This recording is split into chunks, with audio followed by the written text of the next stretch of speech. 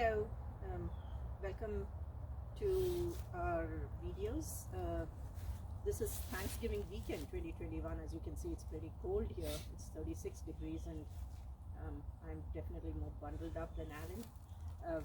We have decided to make narration videos of all the work we do, because the one narration video we made on oil levels for the backhoe was the one which got pretty popular. So we have decided to go ahead and start making narration videos of different aspects of building our Cobb house. This is a little test house, if you haven't been following our blog, which stands behind us. And today's talk is about roof trusses and how we hoist them on, and bond beams. Don't worry if you cannot see what's behind me clearly, because we will be making a video in detail which shows you the trusses and also what we have hoisted up already. Right now we are going to be hoisting the last truss pair along with the overhang today, and that is what is sitting behind us. We will also be making time-lapse videos of how we hoist it up using the backhoe. So what you see, like I said, is the last pair. Really it is 3 trusses. The last pair for the gable end and the overhang.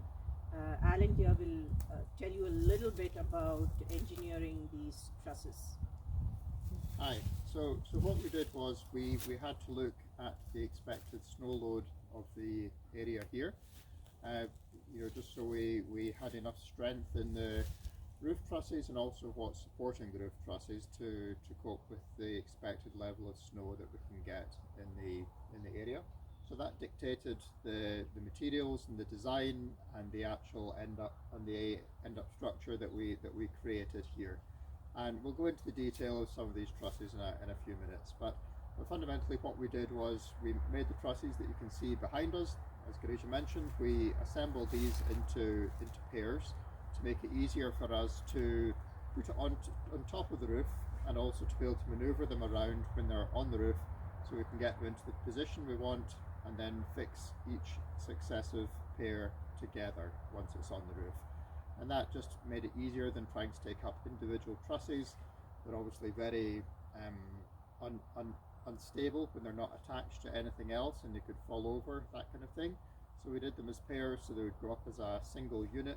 We can maneuver them very easily left and right and in and out, and then attach them to the next adjacent pair of trusses. This one's a little bit unique, as we mentioned. It's got an overhang, which is the very last the last piece of the roof that goes into place. So this is the last pair of trusses plus the overhang that we're going to show you here today. Yeah, so in terms of location, we are just south of Pennsylvania. This is zone 6B, borderline 7.